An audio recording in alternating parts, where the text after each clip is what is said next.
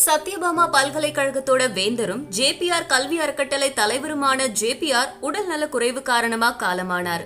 அவருடைய மறைவுக்கு அரசியல் தலைவர்கள், சினிமா பிரபலங்கள், கல்வித்துறை அதிகாரிகள், பொதுமக்கள்னு பலர் இரங்கல் தெரிவிச்சிருக்காங்க. திமுக பொருளாளர் மு.க.ஸ்டாலின் ஜேபிஆர் உடலுக்கு மாலை அணிவிச்சு அஞ்சலி செலுத்தினாரு. நடிகர் சிவகுமார் தன்னுடைய மகன் கார்த்திகோட வந்து அஞ்சலி செலுத்தினார். நடிகர் மயில்சாமி, இயக்குனர் பாரதி ராஜா உள்ளிட்டோரும், தா பாண்டியன், இயக்குனர் கே.எஸ். ரவிக்குமார், டி.ஆர். பாலு, சமத்துவ மக்கள் கட்சி தலைவர் ஆர். சரத்குமார் உட்பட பலர் ஜேபிஆரோட உடலுக்கு அஞ்சலி செலுத்தினாங்க. பல்வேறு கல்வி நிறுவனங்களை உருவாக்கி மிகப்பெரிய சாதனையை படைத்தவர் திரு ஜேபிஆர் அவர்கள். அது மட்டுமல்ல, மறைந்த எம்ஜிஆர் அவர்களோடு நெருங்கி பழகி சட்ட மேலவையினுடைய வருடாகவும் பணியாற்றி, அதைத் தொடர்ந்து தமிழகத்தினுடைய குடிநீர் வடிகால் வாரியத்தினுடைய தலைவராக இருந்து பல்வேறு பணிகளை ஆற்றியிருக்கக்கூடியவர். அவருடைய திடீர் இந்த மறைவு ஒரு பெரிய இழப்பாக அமைந்திருக்கிறது.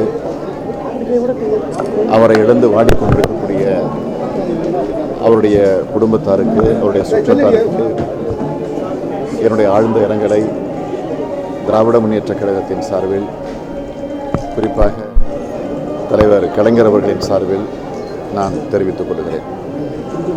பேரன்பிற்குரிய ஜேபிஆர் அவர்கள் மறைந்தது என்பது தாங்க முடியாத ஒரு அதிர்ச்சி செய்தியாக கிட்டியது. எதிர்பாராத நேரத்தில் எதிர்பாராமல் வந்திருக்கிற செய்தி.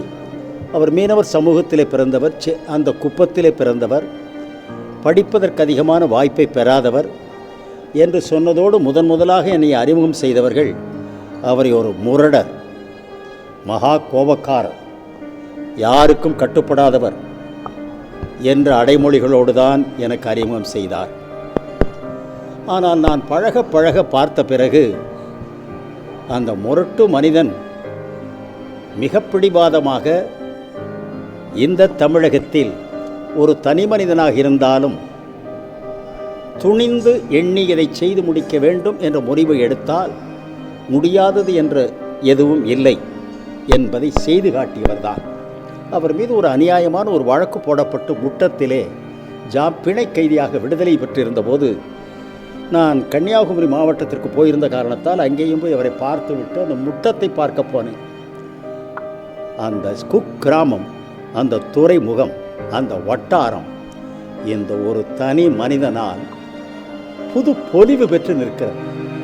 இலவச மருத்துவமனை, இலவச பள்ளிக்கூடம், பெரிய தேவாலயம், அதோடு அங்கே கொடுக்கப்படுகிற அந்த விடுதிகள் சிலவற்றை கட்டியிருக்கிறார்.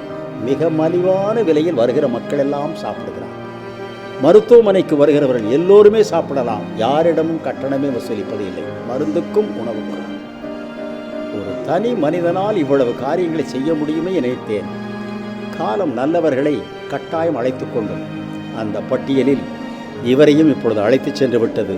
தமிழகத்திற்கு இழப்பு, என்னை போன்ற அவருடைய நண்பர்களுக்கு பேரிழப்பு, வருங்கால சந்ததிக்கும் இழப்பு.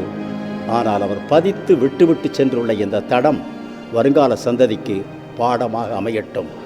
அவர் நினைவு என் காலமும் நன்றியுள்ள தமிழகத்திலே நிலைத்து நீடிக்கும். அவர் எம்ஜிஆர் அவர்களுடைய தலைமையில் நகர குடிநீர் திட்டத்தில் மிகப்பெரிய சென்னைக்கு பஞ்சம் ஏற்பட்ட காலத்தில் அவருடைய ஆற்றல் ஒவ்வொரு துறையிலும் சென்று மெட்ரோ வாட்டர் போர்டு என்பதில் மிகப்பெரிய அளவிற்கு ஒரு முத்திரை பதித்தவர். எனவே அவருடைய ஆற்றலை பாராட்டாதவர்கள் யாருமே கிடையாது. நாங்கள் நேரிலே சென்று அந்த காலத்தில் பாராட்டி மகிழ்ந்திருக்கிறோம். யாரிடமும் எங்களை போன்றவரிடத்திலெல்லாம் மிகுந்த அன்போடு மரியாதையோடு பழகக்கூடியவர். அவர் பழைய நினைவுகளை என்றைக்கும் மறந்ததே இல்லை. அப்படிப்பட்ட இவர் இன்றைக்கு திடீரென்று நம்மிடமிருந்து பறிக்கப்பட்டது. தந்தை பெரியார் அவர்கள் அடிக்கடி சொல்வதைப் போல இயற்கையின் கோணல் புத்தி என்று சொல்லுவார்கள். அது போன்ற ஒரு சூழ்நிலை. இன்னொரு ஜேபிஆர் வருவது என்பது கடினம் என்றாலும் இந்த நிறுவனத்தில் பல ஜேபிஆர்களை உருவாக்கி தருவார்கள். அவருடைய நினைவு சின்னமாக இந்த நிறுவனம் நிலைத்து இருக்கும். இந்த நிறுவனங்களிலே படித்து வெளியேறி பயன்பெறக்கூடிய மாணவர்கள் உள்ளத்திலே ஏற்படக்கூடிய ஒளி என்றைக்கும் ஜேபிஆர் வாழுகிறார் என்பதை நிரூபிக்கும். நன்றி, வணக்கம்.